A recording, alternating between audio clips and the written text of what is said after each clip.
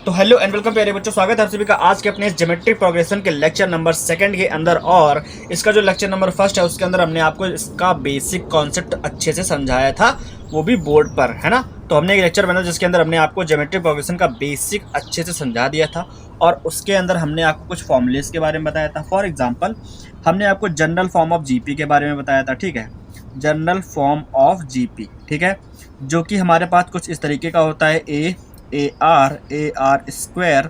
इसी तरीके से जो इसका nth टर्म होता है वो होता है ए आर की पावर n-1, ठीक है।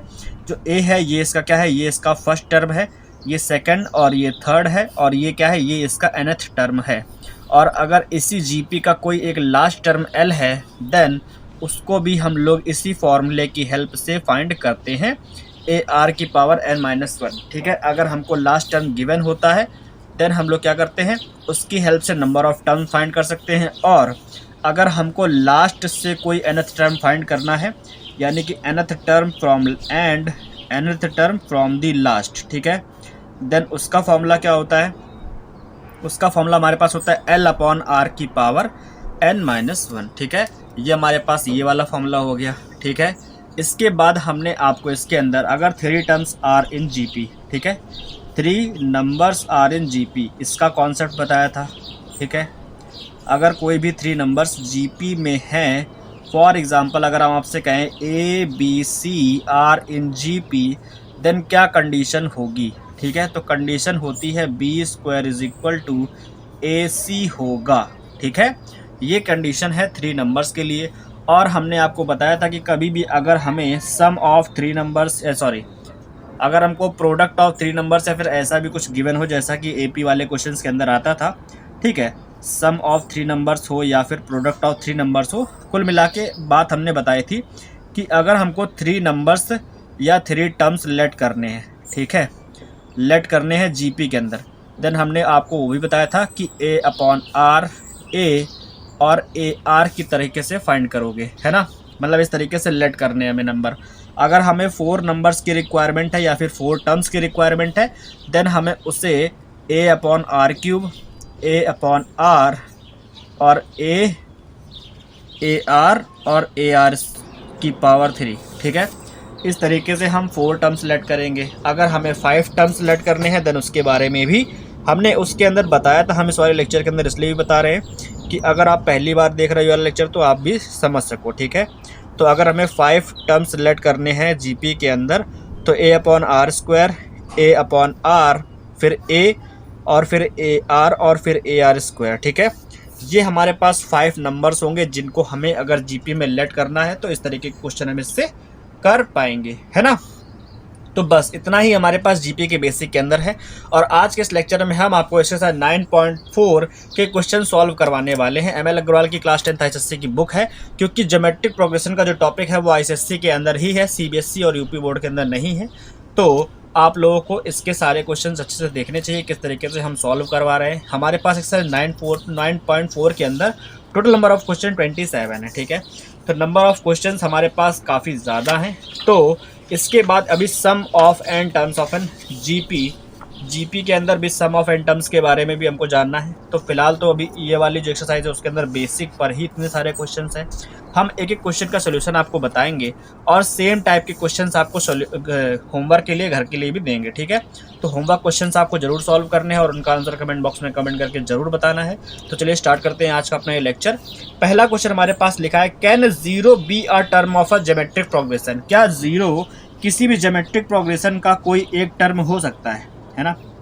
तो हमने जब आपको इसका बेसिक बताया था तो हमने कहा था कि अगर किसी भी जीपी का फर्स्ट टर्म ए है, ठीक है, तो नेक्स्ट टर्म क्या होता है, कॉमन रेशियो से मल्टीप्लाई करके लिखा जाता है। उसके बाद का जो टर्म होगा वो उसके पहले वाले टर्म में कॉमन रेशियो का मल्टीप्लाई कराया जाएगा, एक बार और कॉमन रेशियो का मल्टीप्लाई। अगर ए आर में कराओगे तो ए आर स्क्वायर हो जाएगा। अगला टर्म फाइंड करने के लिए ए आर क्यूब, है ना।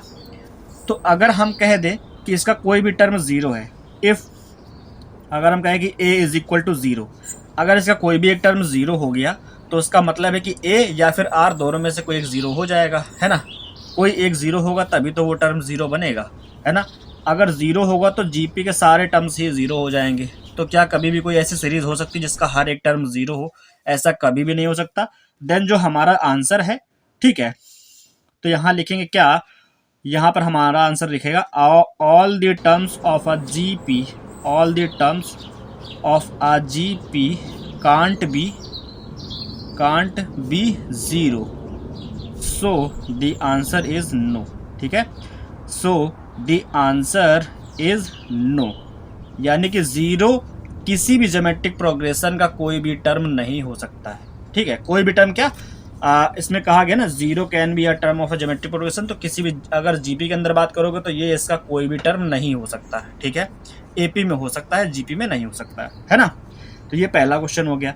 सेकंड क्वेश्चन के अंदर देखो काफ़ी सारे पार्ट हैं, जिसका फर्स्ट पार्ट हम आपको सॉल्व करवा रहे हैं। ठीक है, सेकंड क्वेश्चन के अंदर कहा गया find the next term of the list this, है ना। हमको यहाँ पर एक सीरीज दे रखी है, इसके अंदर 3 टर्म्स है और कहा गया इसका नेक्स्ट टर्म फाइंड करके बताओ। हमारे पास जो सीरीज है 1/6, 1/3, 2/3 ऐसे है ना।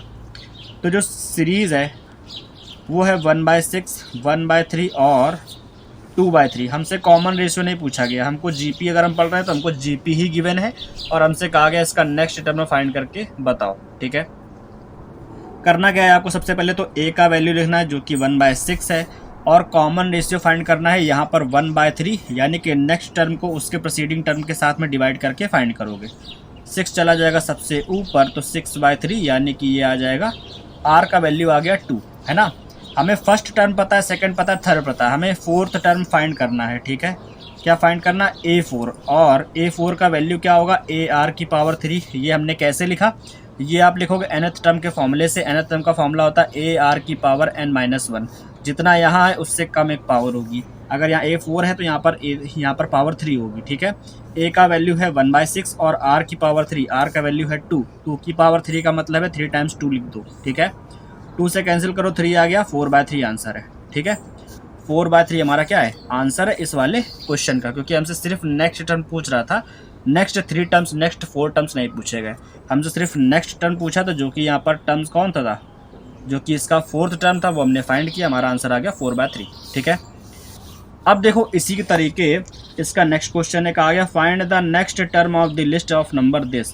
ये जो सीरीज दी गई है इसके अंदर आपको इसका नेक्स्ट टर्म फाइंड करना है, क्योंकि आपके पास फोर्थ टर्म गिवन है, आपके पास 4 टर्म्स गिवन है, आपको इसका फिफ्थ टर्म फाइंड करना है। ठीक है, आर का वैल्यू निकालोगे, माइनस में आएगा, कोई दिक्कत नहीं है, उसको सॉल्व करोगे आराम से आंसर आ जाएगा, है ना। तो अब हम बात करते हैं, ये वाला होमवर्क के लिए क्वेश्चन है, आपको इसको सॉल्व करना है। ठीक है, देखो माइनस में जब कभी भी आर आएगा तो आपको फंसना नहीं है। कैसे, देखो हम बता देते हैं क्वेश्चन को। देखो इसमें गिवन क्या है, ए का वैल्यू गिवन है 3/16, है ना, और जो आर का वैल्यू निकालोगे -3/8 को डिवाइड करके निकालोगे 3/16 से, तो आर का वैल्यू माइनस का कैसे आएगा, देखो ये चला जाएगा ऊपर, तो ये लिखा है माइनस का 3/8, ये हो गया 16/3, 3 से 3 कैंसिल, 8 2 = 16, तो आर का वैल्यू क्या आ गया, -2 आ गया, है ना। जब आप इसका फिफ्थ टर्म फाइंड करोगे, क्योंकि 4 टर्म तो गिवन है, तो AR⁴ इस फॉर्मूले से फाइंड करोगे। ए का वैल्यू क्या है, 3/16 है, यहाँ लिख दिया, R⁴ यानी कि -2⁴। ये जो माइनस है ना, इसको हम लोग क्या लिखेंगे, ये 3/16 लिखा रहने दो, ये माइनस की पावर, माइनस को हम लिखेंगे -1⁴ अलग कर दिया, और ये जो 2⁴ है वो अलग कर लो। ठीक है, -1 अगर एक इवन नंबर है तो इसका वैल्यू +1 आएगा सॉल्व करने पर, यानी कि 3/16 × 1। अगर इसकी पावर ऑड होता तो -1 बाहर आता। ठीक है, क्योंकि इसका वैल्यू आया 1 आया प्लस का, और 2⁴ को हम लोग क्या लिखते हैं, 16 लिखते हैं, तो 16 से 16 कैंसिल, आंसर आ गया 3। तो हमारा जो नेक्स्ट टर्म है वो क्या है, 3 है, इसका आंसर है। ठीक है, तो ऐसे आपको घबराना नहीं है, ऐसे सॉल्व करना है ना। अब देखो इसका जो नेक्स्ट क्वेश्चन है, क्वेश्चन नंबर 3, उसमें कहा गया find the 15th term of the series. इस सीरीज का 15th टर्म यानी कि A15 फाइंड करके बताना है। ठीक है, तो इसके बाद का जो क्वेश्चन है वो इसी की तरह है, लेकिन थोड़ा सा अलग है, तो हमें वो भी बताना होगा। सिमिलर क्वेश्चन आपको होमवर्क के लिए दिए जाएंगे, आपको इतना ध्यान रखना है। ठीक है, अब हमारे पास क्वेश्चन नंबर 3 जो है इसका, उसके अंदर कहा गया 15th टर्म यानी कि A15 फाइंड करके बताओ, और जो सीरीज़ है वो लिखा है √3, 1/√3, 1/3√3, ऐसे हमको ये सीरीज़ गिवन है ना। करना क्या होगा, सबसे पहले तो A और R फाइंड करो। A का वैल्यू है √3 और R का वैल्यू फाइंड करोगे 1/√3 को √3 से डिवाइड करके, तो इसका मल्टीप्लाई यहाँ हो जाएगा, तो √3 का √3 से मल्टीप्लाई, ये हो जाएगा 3, आर का वैल्यू आ गया 1/3, है ना, क्योंकि हमें ए पता है, आर पता है, तो ए 15 का वैल्यू क्या आ जाएगा, ए आर की पावर 14 इससे आ जाएगा। ठीक है, ए का वैल्यू क्या है, √3 है, और आर का वैल्यू 1/3 की पावर 14। ठीक है, आपको पता है कि रूट को हम लोग पावर हाफ लिखते हैं, यानी कि 1/2 लिखते हैं रूट को, तो 3 की पावर 1/2 हो गया। ये 1/3 लिखा है, 1/3 लिखा है, तो अगर हम इस 3 को ऊपर ले जाते हैं तो इसकी जो पावर प्लस की है वो माइनस की हो जाएगी। ठीक है, ये 3 की पावर 1/2, ये 3 की पावर -14 है, तो पावर ऐड हो जाएगी क्योंकि बेस दोनों के सेम है। तो 1/2 ये हो गया प्लस का 1/2 और ये है माइनस का 14 ऐड हो गया। एलसीएम लोगे पावर में तो ये जगह 28 -1 यानी कि माइनस का 27/2 ये आ गया आंसर। तो -3 की पावर -27/2 ये हमारे पास इसका 15th टर्म है। चाहो तो आप इसको 1/3 की पावर प्लस का 27/2 भी लिख सकते हो। ठीक है, तो ये हमारा क्या, इसका कौन सा क्वेश्चन था, ये हमारे पास क्वेश्चन नंबर 3 था जिसका आंसर ये आया। ठीक, इसी का क्वेश्चन नंबर 4 देखो क्या है। इसका जो क्वेश्चन नंबर 4 है उसके अंदर कहा गया find the nth term. nth term find करके बताना है, यानी कि an का वैल्यू बताना है, और जो हमारे पास सीरीज़ है gp वो क्या है 1/√2 माइनस का 2 4√2 -16। ठीक है, ऐसे गिवन है। ओके, तो हमको nth टर्म फाइंड करना है, क्योंकि nth टर्म का जो फॉर्मूला होता है वो AR की पावर n-1 होता है, और इस सीरीज़ का जो फर्स्ट टर्म है वो है 1/√2 है। ठीक है, और जो R है वो इससे इसको डिवाइड करके फाइंड करोगे, यानी कि -2 को 1/√2 से डिवाइड करके फाइंड करोगे, तो ये √2 चला जाएगा ऊपर, तो माइनस का 2 इंटू √2 हो जाएगा, है ना।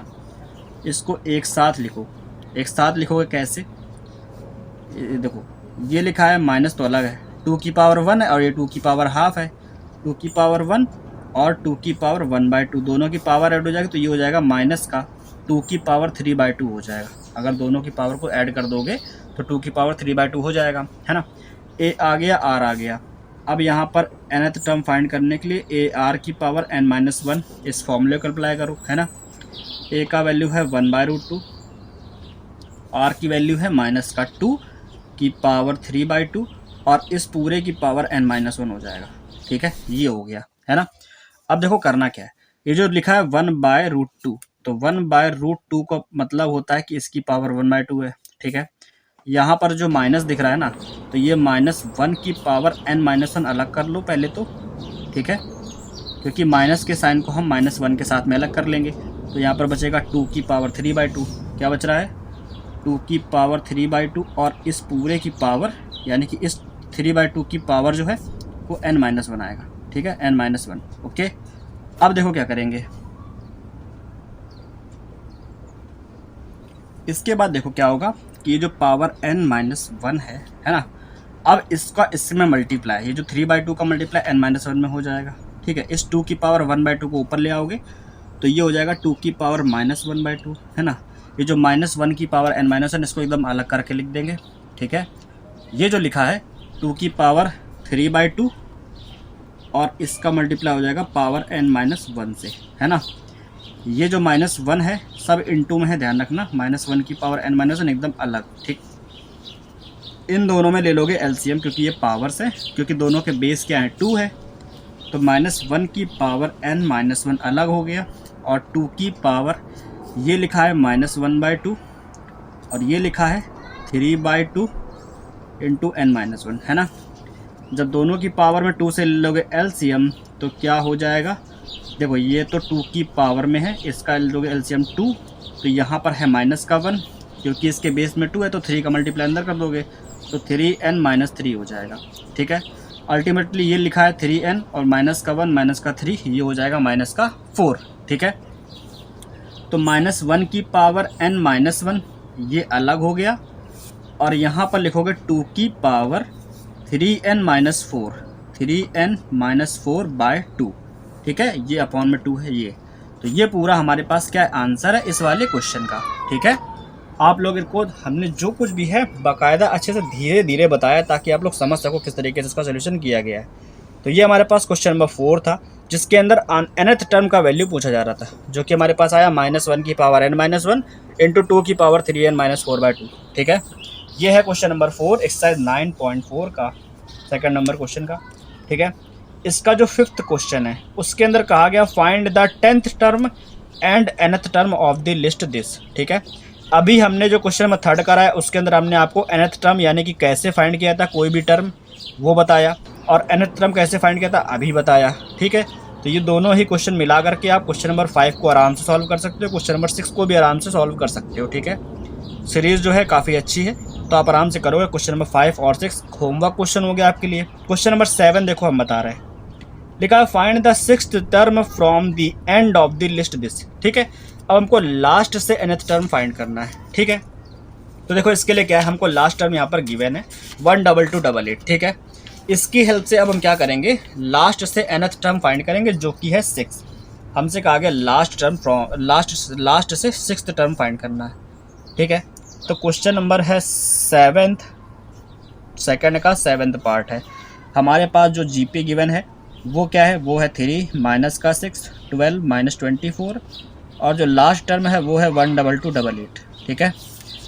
हमको लास्ट से 6 टर्म फाइंड करना है। ए का वैल्यू है 3, ठीक है, और एल का वैल्यू है 12288। जितने भी चीज़ गिवन है वो लिखना ज़रूरी है, ठीक है। उसके बाद हमें आर का वैल्यू पता करना है, तो -6 से 3 को डिवाइड करो तो आएगा -2, ठीक है। ये आ गया। अब देखो क्योंकि हमें nth term from the and का फॉर्मूला क्या होता है, इसका फॉर्मूला होता है L/R की पावर n-1, ठीक है। अब nth टर्म हमको फाइंड करना है 6th term from the and, तो क्या हो जाएगा, ये हो गया L का वैल्यू है 12288 अपॉन में R का वैल्यू है -2 की पावर हो जाएगा 6 - 1, क्योंकि 6 टर्म फाइंड कर रहे हैं तो 6 - 1 यानी कि 5 हो गया, ठीक है। तो -1 की पावर 5 12288 ये लिखो, यहाँ पर -1 की पावर 5 को आगे अलग कर लिया, और 2 की पावर 5 को हम लिखेंगे 2 × 4 × 4, ठीक है। तो ये 2 की पावर 5 लिखा हुआ है पूरा। अब इससे ऊपर वाले को कैंसिल करते जाओ, देखो क्या आता है। जब 2 से कट करेंगे तो 2 6 जा 2 1 जा 2 4 जा 2 4 जा कैंसिल हो गया। 4 से कट करो इसको तो 15 4 जा 60 1 4 हो गया, तो 4 3 जा 12 2 24 हो गया, 4 6 जा कैंसिल हो गया, ठीक है। 24 पूरा कैंसिल हो गया। अब फिर से 4 से इसको कैंसिल करो, 4 3 जा 12, यहाँ पर बचा 3 33 हो गया, 4 8 जा 32 1 बचा 16 हो गया, 4 4 जा 16, तो ये आ गया 384 आ गया। क्या आ गया 384, और नीचे क्या लिखा -1 की पावर 5। तो -1 की जब कभी भी ऑड पावर होती है तो माइनस का 1 बाहर आएगा, ठीक है, यानी कि माइनस वैल्यू बाहर आ जाएगी। तो ये लिखा है -1 का जब इससे डिवाइड करोगे तो -384 हो जाएगा, ठीक है। तो ये हमारा आंसर है इस वाले क्वेश्चन का। इस तरीके से किया जाएगा। कभी भी कोई क्वेश्चन आता है कि nth term from the and find करना है, इस तरीके से आप लोग कर सकते हो, ठीक है। क्वेश्चन नंबर 2 का 7th पार्ट था। अब हम आते हैं क्वेश्चन नंबर 3 पर, ठीक। क्वेश्चन नंबर 3 के अंदर क्या कहा गया, विच टर्म ऑफ जीपी, ये है कहा गया है which term of GP this, ये इस जीपी के अंदर जो 128 है वो इसका कौन सा टर्म है, ठीक है। नंबर ऑफ टर्म बताना है, 1 2 3 क्वेश्चन है, उसके बाद में लिखा है which term of GP is this. तो क्वेश्चन नंबर 3 और 4 दोनों ही सेम है, बस सीरीज अलग अलग है ना। तो ये सारे ही क्वेश्चन, चारों क्वेश्चन एक ही तरीके से होने वाले हैं। चलिए करते हैं सॉल्व। क्वेश्चन नंबर 3 के अंदर हम इसका फर्स्ट पार्ट सॉल्व करते हैं। देखो सीरीज है 2 2√2 फिर 4 है, इसी तरीके से गिवन है, एंड कहा गया 128 इसका कौन सा टर्म है, ठीक है। जब कभी भी आपसे कहा जाए कि फाइंड करके बताओ which term is 128 of this given GP, then आपको क्या करना है, सबसे पहले करना है लेट द nth टर्म, क्या let the nth term of the GP is 128,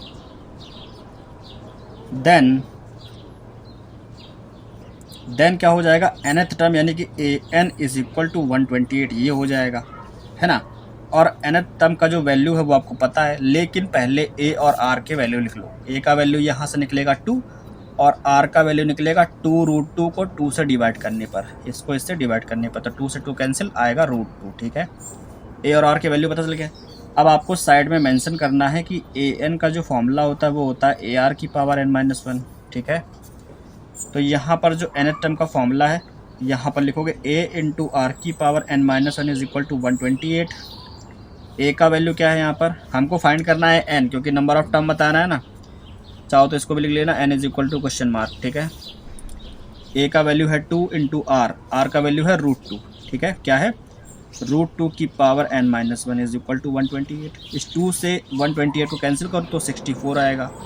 64 को हम लोग 2 की पावर कितना लिख सकते हैं, तो 2 2 ज़ा 4 2 ज़ा 8 2 ज़ा 16 2 ज़ा 32 2 ज़ा 64, ठीक है। तो 2 की पावर 3 और 3 6, ठीक है। देखो इसको तो हम लिख देंगे 2 की पावर 6। यहाँ पर लिखा है √2, तो √2 का मतलब होता है 2 की पावर 1/2, क्योंकि 2 की पावर n-1 पहले से है तो इसी के अपॉन में 2 लगा दो। यहाँ पर बेस 2 है, यहाँ पे भी बेस 2 है, दोनों साइड में अगर बेस इक्वल है देन क्या होगा, इनकी पावर्स इक्वल हो जाएगा। n-1/2 इज इक्वल टू 6 हो जाएगा। क्या हो जाएगा, n-1/2 इज इक्वल टू 6। ये हमने क्यों लिखा, कैसे लिखा, तो ये हमने क्या किया, क्योंकि इसकी पावर के अपॉन में, मतलब इसकी पावर जो था उसका बेस 2 है, इसकी जो पावर है उसका भी बेस 2 है, दोनों के बेस सेम है, तो हमने बेस को हटा दिया, जो बच रहा है जो पावर है, ये वाली पावर इस पावर के इक्वल रख दिया, है ना। इसकी हेल्प से हमको n का वैल्यू मिलेगा, 2 का मल्टीप्लाई इधर कराओगे तो ये हो जाएगा 12, n-1 इज इक्वल टू आएगा 12, 1 को उधर ले जा करके ऐड कर दो तो n इज इक्वल टू आ जाएगा 12 + 1 यानी कि 13।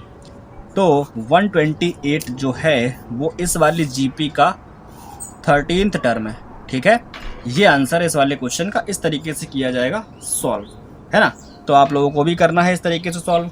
अब देखो इसका जो फर्स्ट क्वेश्चन तो हमने बता दिया, ठीक है, लेकिन आपको कन्फ्यूज़न हो सकता है कि ये जो अपॉन में दिया गया ये कैसे सॉल्व करेंगे, ठीक है। एक सेकेंड, हाँ, तो ये वाला क्वेश्चन हमने बता दिया। अगर आपसे कहा जाए कि क्वेश्चन नंबर 3 जिस तरीके से गिवन है, इस तरीके क्वेश्चन कैसे सॉल्व करेंगे, ये आप लोगों को थोड़ा सा टफ लग सकता है, लेकिन है नहीं, ठीक है।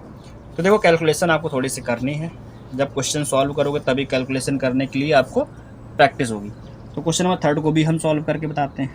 जो 3 का 3 है वो हमारे पास है, लिखा है 1/3 1/9 1/27 इसी तरीके से है, और कहा गया विच टर्म इज 1/19683, ठीक है।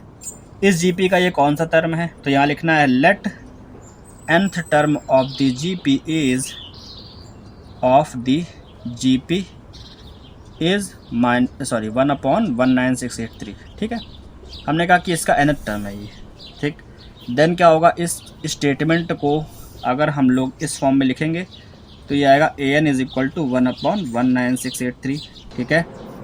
और a का वैल्यू क्या है, यहाँ पर 1/3 है, r का वैल्यू 1/9 को 1/3 से डिवाइड करने पर मिलेगा, यानी कि 3/9 तो 1 और ये 3, ठीक है। तो r का वैल्यू भी 1/3 ही आया, ओके।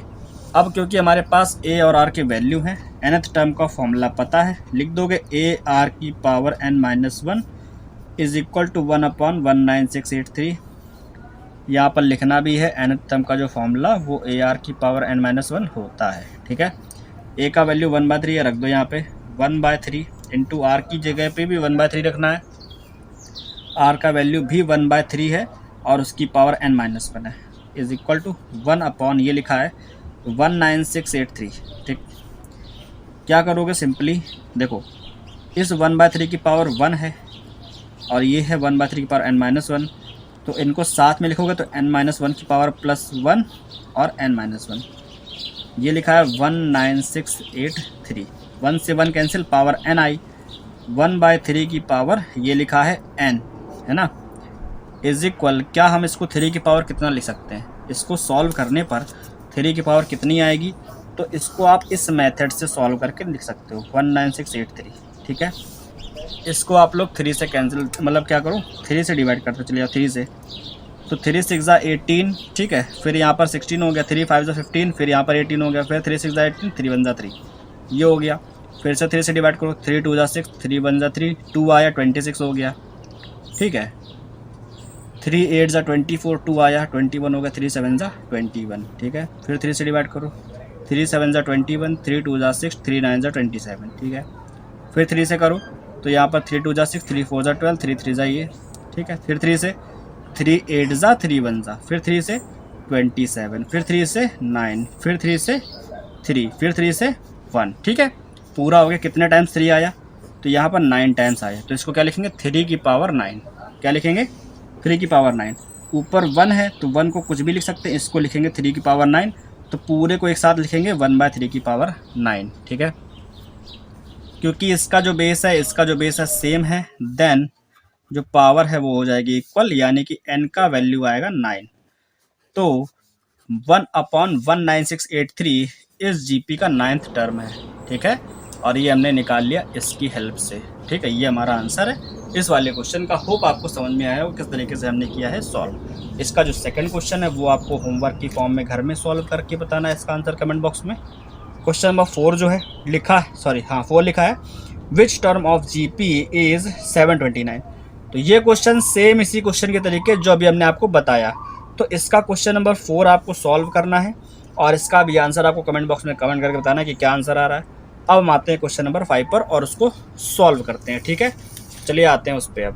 अब आते हैं क्वेश्चन नंबर 5 पर और देखते हैं कि वो कैसे सॉल्व होगा, है ना। तो देखो क्वेश्चन नंबर 5 हमारे पास किस तरीके का गिवन है, पहले तो हम उसको देखते हैं अच्छे से, है ना।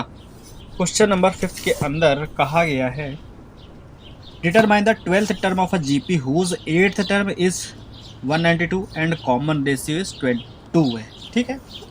देखो जैसे एपी के अंदर हमारे पास क्वेश्चंस आते थे कि कोई भी टर्म का वैल्यू गिवन है, कॉमन रेशियो, कॉमन डिफरेंस वगैरह होता था, तो कोई एक टर्म पूछा जाता था, ठीक है। तो वैसे ही इसका क्वेश्चन नंबर 5 है। अब देखो बहुत इजी होते हैं ये वाले क्वेश्चंस। कैसे, हमसे कहा गया है इसका 12th टर्म बताओ, अगर इसका जो 8th टर्म यानी कि A8 का वैल्यू है वो 192 है देन, ठीक है। A8 का वैल्यू पता है, कॉमन रेशियो 2 है और कहा गया A12 का वैल्यू बताओ, ठीक। देखो जैसे AP के अंदर आप लोग A और D के वैल्यू फाइंड कर लेते थे तो कुछ भी फाइंड करा जा सकता था, वैसे ही यहाँ पर A और अगर R के वैल्यू पता है देन हम उसकी हेल्प से बाकी चीज़ें भी पता कर सकते हैं, ठीक है। हमें यहाँ पर जो गिवन है वो क्या है, गिवन है A8 इज इक्वल टू 192, ठीक है। और आपको AN का वैल्यू पता है AR की पावर n-1, ठीक है। तो A8 की जगह लिखोगे AR की power 7 is equal to 192, R का वैल्यू है 2 तो यहाँ पे 2 पुट करेंगे तो A इंटू 2 की पावर 7 इज इक्वल टू 192 हो जाएगा।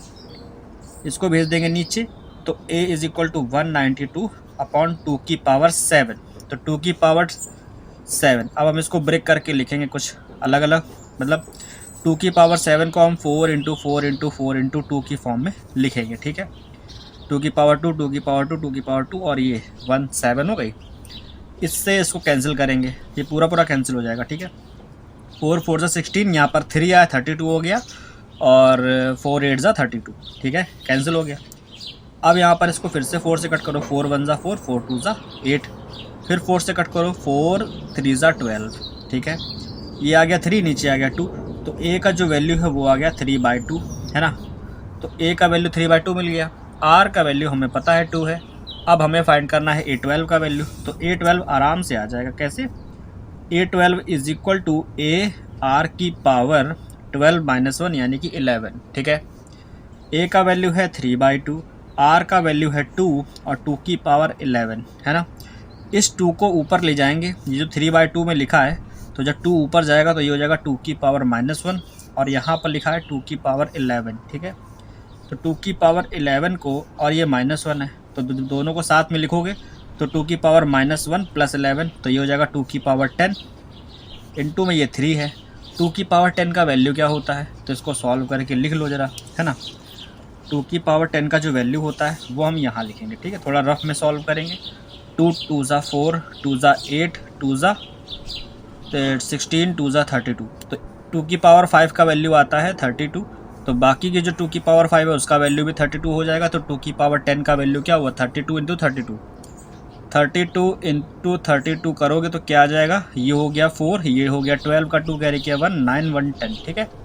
तो 32 का मल्टीप्लाई कराओगे तो 1024 आएगा। तो 2 की पावर 10 का जो वैल्यू आ गया वो हमारे पास आ गया 1024 और उसको हम यहाँ पर लिखेंगे, उसमें 3 से मल्टीप्लाई करा देंगे, है ना। 3 से मल्टीप्लाई कराओ, 3 4 12, 2 कैरी किया 1, 3 2 6 1 7 और 0, फिर 3 1 3, तो 3072 हमारे पास इसका 12th टर्म है जो कि क्वेश्चन नंबर 5 था हमारे पास, है ना। क्वेश्चन नंबर 5 कुछ इस तरीके से किया गया है सॉल्व, आपके सामने है, आप लोग भी देख सकते हैं। ठीक है, आराम से सॉल्व हो गया बिना किसी परेशानी के, है ना। अब आते हैं क्वेश्चन नंबर 6 पर, देखते हैं कि वो किस टाइप का क्वेश्चन है।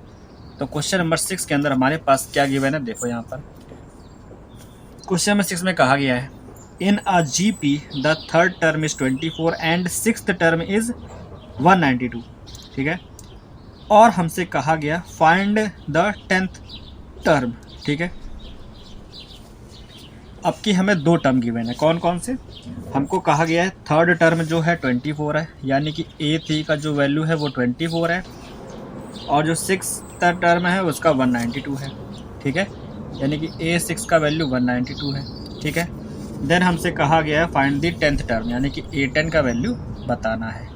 ठीक है, देखो पिछले क्वेश्चन में क्या था कि यहाँ पर R गिवन था, तो इसकी हेल्प से हमने फर्स्ट टर्म फाइंड कर लिया था, लेकिन यहाँ पर हमको ना A पता है ना R पता है, तो हमें A और R के जो वैल्यू हैं वो दोनों ही इसकी और इसकी हेल्प से फाइंड करने होंगे। ठीक है, तो अब देखो करना कैसे होगा, है ना। सबसे पहले तो आपको क्या करना है, nth टर्म का जो फॉर्मूला है वो लिख देना है, AR की पावर n-1। ठीक है, नाउ अब हमारे पास A3 का जो वैल्यू है वो 24 है, A3 को हम लिखेंगे AR² इज इक्वल टू 24। ठीक है, इक्वेशन हो गई first, and A6 is equal to 192 given है। ठीक है, इसको लिखेंगे AR की power 5 is equal to 192, equation हो गई सेकंड। ठीक, अब हमें सिंपल एक काम करना है, इक्वेशन सेकंड को डिवाइड करना है फर्स्ट से। ठीक है, यानी कि सेकंड इक्वेशन क्या है, ये AR की पावर 5। ठीक है, तो यहाँ लिखेंगे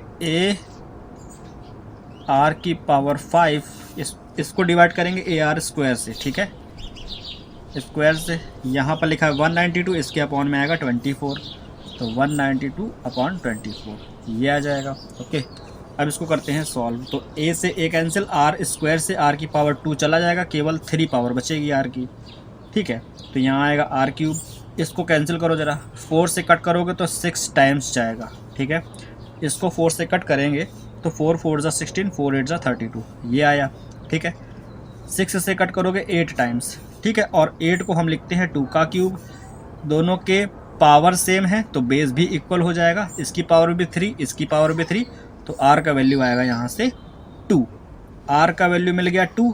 ठीक है, दोनों में से किसी भी एक इक्वेशन में पुट कर दो, इन दोनों में से किसी भी एक में, तो हम यहाँ लिखेंगे फ्रॉम इक्वेशन फर्स्ट। ठीक है, इक्वेशन फर्स्ट क्या है, AR² इज इक्वल टू 124 है, R का वैल्यू 2 है, यहाँ पुट करो तो A इंटू 2 का स्क्वायर इज इक्वल टू 24 हो गया। ठीक है, तो A इंटू 2 2 ज़ा 4 और ये है 24, 4 6 ज़ा 24 हो गया। तो A का वैल्यू हमारे पास क्या आ गया, 6 आ गया, क्योंकि A का वैल्यू पता है और R का वैल्यू भी पता है, तो क्या हम 10th टर्म नहीं फाइंड कर पाएंगे। 10th टर्म फाइंड करने के लिए सिंपली आपको क्या करना है, A10 इज इक्वल टू लिखना है AR की पावर 9 और A का वैल्यू है 6, R मतलब 2 की पावर 9। ठीक है, और हमको पता है कि इसका वैल्यू किस तरीके से फाइंड किया जाएगा, 2 की पावर 9 के जो वैल्यू आएगा उसका मल्टीप्लाई 6 से कराना है, और यहाँ पर जो आएगा उस आंसर को आपको कमेंट करके बताना है कि क्या आएगा। ठीक है, इतना आप कर सकते हो, इतना आपके लिए बहुत है। ठीक है, तो अब आप लोग क्या करो, इसको सॉल्व करो, इसका आंसर कमेंट करके बताओ। ठीक है, अब हम चलते हैं नेक्स्ट क्वेश्चन पर, क्वेश्चन नंबर 7 पे। क्वेश्चन नंबर 7 हमारे पास क्या है, देखो यहाँ पर क्वेश्चन नंबर 7 के अंदर क्या गया, find the number of terms of a GP whose first term is 3/4, common ratio 2 है और लास्ट टर्म गिवन है। ठीक है, नंबर ऑफ टर्म्स बताना है कि जीपी में कितने होंगे, A, R और L का वैल्यू पता है। ठीक है, और जब कभी भी आपको लास्ट टर्म का वैल्यू पता होता है देन आप उसका नंबर ऑफ टर्म का वैल्यू फाइंड कर सकते हो। ठीक है, चलिए इसको करते हैं सॉल्व अब फटाफट से। देखो क्या क्या गिवन है, क्वेश्चन नंबर कौन सा है हमारे पास, 7 है। ठीक है, 7 में A पता है, R पता है, L पता है। क्या क्या है, A का वैल्यू है 3/4। ठीक है, R है 2 और L है 384। ठीक, ये पता है। हमसे कहा गया नंबर ऑफ टर्म्स बताने इस जीपी में कितने हैं। ठीक, तो अब यहाँ पर क्या करेंगे, लास्ट टर्म का जो फॉर्मूला होता है ना वो अप्लाई करेंगे। लास्ट टर्म का फॉर्मूला क्या होता है, देखो लास्ट टर्म का फॉर्मूला होता है L is equal to A R की पावर n-1, है ना। लास्ट टर्म हमारे पास है, इसका वैल्यू क्या है 384 है, तो यहाँ रख दो 384 इज इक्वल टू ए का वैल्यू है 3/4, आर का वैल्यू है 2 की पावर n-1, ठीक है। इस 4 को ऊपर भेजो, 3 को नीचे भेज दो, तो 384 इंटू 4/3 हो जाएगा, इक्वल में आएगा 2 की पावर n-1, ठीक है। 3 से कट करो, 3 1 जा 3, 3 2 जा 6, 2 बचा 24 हो गया, और 3 8 जा 24, ठीक है। तो ये आ गया 128 इंटू 4 इज इक्वल टू 2 की पावर n-1, ठीक है। अब आप लोग कभी भी ये गलती ना करना कि इसको इससे मल्टीप्लाई करा दो। जो 4 होता है वो 2 की पावर 2 है ऑलरेडी, 128 2 की पावर कितना होता है, तो आप ऐसे करके देख सकते हो, 2 2 जा 4, 4 2 जा 8, 8 2 जा 16, 16 2 जा 32, 32 2 जा 64, 64 2 जा 128, तो 2 की पावर 3, 3 और 1 7 हो गया, तो ये लिखा है 2 की पावर 7, और यहाँ पर क्या है 2 की पावर n-1 है, 2 की पावर 7 इंटू 2 का स्क्वायर, ये हो जाएगा 2 की पावर 9, और यहाँ पर लिखा है 2 की पावर n-1, है ना।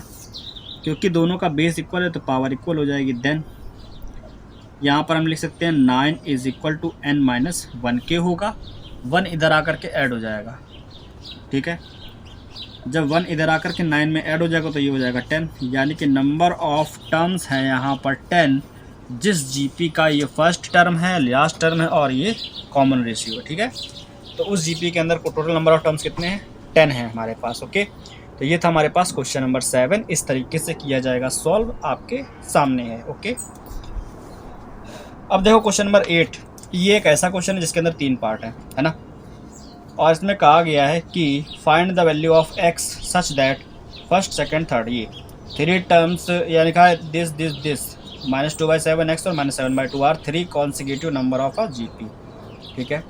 अगर कहा जाए कभी भी कि 3 नंबर्स आर इन जीपी है ना, क्वेश्चन नंबर 8 की बात कर रहे हैं, इफ़ 3 नंबर्स, ठीक है, 3 numbers A B C are in GP होगा, देन कंडीशन होती है b² is equal to AC की, ठीक है। क्वेश्चन नंबर 8 का जो पहला क्वेश्चन है उसके अंदर ये जो हमारे पास 3 नंबर्स हैं वो है -2/7 x और -7/2, ठीक है। कहा गया अगर ये किसी जीपी के 3 कॉन्सिक्यूटिव नंबर्स है then find the value of x, ठीक है। तो इस कॉन्सेप्ट को हमें यहाँ लिखना है सॉल्यूशन करते टाइम कि if 3 numbers A B C are in A P then b² is equal to AC होगा। उसके बाद देन यहाँ लिखोगे b² यानी कि x का स्क्वायर इज इक्वल टू -2/7 ये इंटू -7/2 के इक्वल होगा, है ना। माइनस माइनस हो जाएगा प्लस, 2 से कैंसिल, 7 से ये कैंसिल, तो यहाँ पर आएगा 1, x² इज इक्वल टू 1, तो 1 को हम 1 का स्क्वायर भी तो लिख सकते हैं, है ना। जब दोनों साइड्स की पावर हटाओगे तो यहाँ पर जो वैल्यू आएगा वो आएगा प्लस माइनस में, यानी कि x का जो वैल्यू है वो क्या हो जाएगा, एक आएगा 1 और एक -1, ठीक है। तो ये हमारा आंसर है इस वाले क्वेश्चन का, ऐसे किया जाएगा, ठीक है। क्वेश्चन नंबर 8 जैसे किया गया 8 का फर्स्ट, बाकी के पार्ट भी इसके वैसे ही सॉल्व होंगे, क्योंकि उसके अंदर हमारे पास जो ये दिए गए हैं नंबर्स वो थोड़े से अलग है। उसके अंदर क्या है कि हमारे पास ये लीनियर फंक्शन दिए गए हैं ना, मतलब हमसे कहा गया है x + 9 x - 6 and 4 are 3 consecutive numbers, find the value of x, ठीक है। x का वैल्यू बताना है। अगर हमारे पास इस तरीके के नंबर गिवन हो तो चलो देखते हैं, इसको भी सॉल्व करते हैं, ठीक है। अब देखो, अब हमारे पास जो 3 नंबर्स हैं वो क्या क्या है। सेकंड में पहला है x + 9, दूसरा है x - 6, तीसरा है 4, ठीक। कंडीशन वही है, आपको वही कॉन्सेप्ट फिर से पूरा लिखना होगा। कैसे, इस तरीके से, if 3 numbers A B C are in GP, ठीक है, then b² is equal to AC होता है, ठीक है। हेंस अब इन नंबर्स को इसी तरीके से लिखोगे, B मतलब बीच वाला पार्ट, A का मतलब पहला वाला, C का मतलब लास्ट वाला, ठीक है। तो बीच वाले का स्क्वायर फर्स्ट यानी कि x+9 इंटू लास्ट के इक्वल होगा, है ना। x-6 का होल स्क्वायर यानी कि a-b का होल स्क्वायर क्या हो जाएगा, a² + b² - 2ab यानी कि 2 6 12x इज इक्वल टू 4 का मल्टीप्लाई अंदर करा 4x + 36, ठीक है। इधर ले आओ दोनों को उठा करके, देखो इस 36 से ये 36 कैंसिल हो जाएगा, है ना। x² इधर लिखा ही है, माइनस का 12x हो गया, 4x इधर आ करके माइनस का हो जाएगा, ठीक है। देखो इसमें x² है, यहाँ पर 4, ये 12 और 4 हो गया 16x, दोनों में से x कॉमन करोगे तो यहाँ पर x - 16 आ जाएगा, इक्वल में 0 है, ठीक है। तो जब x को 0 के इक्वल करोगे तो x का एक वैल्यू मिल गया 0, जब x - 16 को 0 के इक्वल करोगे तो यहाँ से x का वैल्यू मिलेगा 16, ठीक है, बाय ज़ीरो प्रोडक्ट रूल। तो यहाँ से hence the value of x is equal to 0 और 16 सॉरी। ये दोनों हमारे पास आंसर है इस वाले क्वेश्चन के, ठीक है। आप लोगों को ऐसे ही सॉल्व करना है। क्वेश्चन नंबर 2 था ये, 8 का सेकंड पार्ट, ओके। अब 8 के अंदर सेकंड हो गया, थर्ड सॉल्व करना है। थर्ड वाला कैसे होगा देखो जरा, तीनों ही हम सॉल्व कर दे रहे हैं आपके लिए। यहाँ पर हमारे पास नंबर जो है वो है x, x+3, x+9, ठीक है। अगर ये 3 नंबर्स है तो ये सेम कॉन्सेप्ट, इतना आपको हर एक क्वेश्चन के बाद में जहाँ पर 3 नंबर्स वाला कॉन्सेप्ट होगा वहाँ पर आपको इतना लिखना है, उसके बाद लिखना है देन हेंस बीच वाले टर्म यानी कि x+3 का स्क्वायर फर्स्ट और लास्ट के प्रोडक्ट के इक्वल होगा, ठीक है। सॉल्व करो जरा, ये क्या लिखा है, ये लिखा है a² + b² + 2ab 3 2 6x। इस x का अंदर मल्टीप्लाई करा दो तो ये हो जाएगा x² + 9x, दोनों को इधर ले आओगे, x² से x² कैंसिल, ठीक है। एक काम करो, इसको इधर ना ला करके इसको इधर ले जाते हैं, इधर के सारे नंबर्स उधर ले जाएंगे क्योंकि यहाँ पर 9x बड़ा है ना। तो जब यहाँ से 9x के पास में 6x जाएगा तो माइनस का हो जाएगा, 9 उधर जाएगा तो भी माइनस का, इधर कुछ नहीं 0 बचेगा। 9 में से 6x चला गया तो 3x बचेगा, माइनस ये है 9, ठीक है। तो 3x - 9 हो गया, ओके। अब इस 9 को इधर भेज दो तो 3x इज इक्वल टू 9 आया, 3 3 9x का वैल्यू क्या आ गया 3, ठीक है। तो ये हमारे पास है, इस तरीके से किया जाएगा क्वेश्चन को सॉल्व, और ये हमारे पास कंप्लीट कॉन्सेप्ट है इस जीपी का, ठीक है। तो देखो आज के इस लेक्चर के अंदर हमने क्वेश्चन नंबर 8 तक के क्वेश्चन सॉल्व कर लिए और हमारे पास काफ़ी बड़ा पार्ट जो है इस वाली एक्सरसाइज का ख़त्म हो गया। कैसे, देखो हमारे पास क्या था इस वाली एक्सरसाइज के अंदर 9.4 में क्वेश्चन नंबर 1, 2 के अंदर 6 पार्ट थे, 3 के अंदर भी 3 पार्ट्स थे और 8 के अंदर भी 3 पार्ट्स थे। तो इतने में ही काफ़ी सारे क्वेश्चन हो गए थे। बाकी जो 4, 5, 6, 7 क्वेश्चन था इनको भी हमने सॉल्व किया है ना। तो हमने काफ़ी सारे क्वेश्चन यहाँ तक कवर कर लिए हैं। अब इसके बाद कभी भी अब इसके बाद जो क्वेश्चन दिए गए 9 से आगे के, उनके अंदर पार्ट्स नहीं है, ठीक है, यानी कि क्वेश्चन ही हैं तो हमें यही सॉल्व करने होंगे। तो मेरे ख्याल से मैक्सिमम 1 या 2 पार्ट और बनेंगे जिसके अंदर आपके 9.4 पूरी खत्म हो जाएगी, ठीक है। तो आज के लेक्चर के अंदर हमने जितने क्वेश्चन आपको कराए हैं, जितने क्वेश्चन आपको करने हैं दोबारा से सॉल्व। लेक्चर आप लोग देख लो अच्छे से, कोई दिक्कत नहीं है। क्वेश्चन सॉल्व करते करते या तो एक काम कर सकते हो कि जब आप लेक्चर देख रहे हो उसी समय जैसे हमने आपको क्वेश्चन बताया, आप उस क्वेश्चन को एक बार लेक्चर को स्टॉप करके खुद से सॉल्व करो, फिर नेक्स्ट क्वेश्चन को प्ले करो। इस तरीके से करोगे तो मेरे ख्याल से आपको सारे ही क्वेश्चन आ जाएंगे। जीपी का जो टॉपिक है वो सिर्फ आईसीएससी के अंदर ही है, तो जो बच्चे आईसीएससी वाले हैं जाहिर सी बात है कि वही इस लेक्चर को देख रहे हैं, ठीक है। तो आपकी इस साइज के एक एक क्वेश्चन को हमने सॉल्व करवाया है और आपका काम बनता है कि अच्छे से इसको पढ़ना, ठीक है। चलिए आज के लेक्चर के लिए इतना ही रखते हैं, मिलते हैं नेक्स्ट लेक्चर में नया टॉपिक के साथ में। और इस लेक्चर को शेयर कर दो अपने उन दोस्तों के साथ में जो आपके साथ में है, पढ़ते हैं, अपनी क्लास के सभी बच्चों के साथ शेयर कर दो, जितने आपके कॉन्टैक्ट में हैं, अपने फ्रेंड्स एंड फैमिली के साथ में शेयर करो ताकि ज़्यादा से ज़्यादा हम लेक्चर और बना के ला सके आपके लिए, ठीक है। तब तक के लिए गुड बाय, टेक केयर, जय हिंद, जय भारत, वॉच करो और पढ़ते रहो।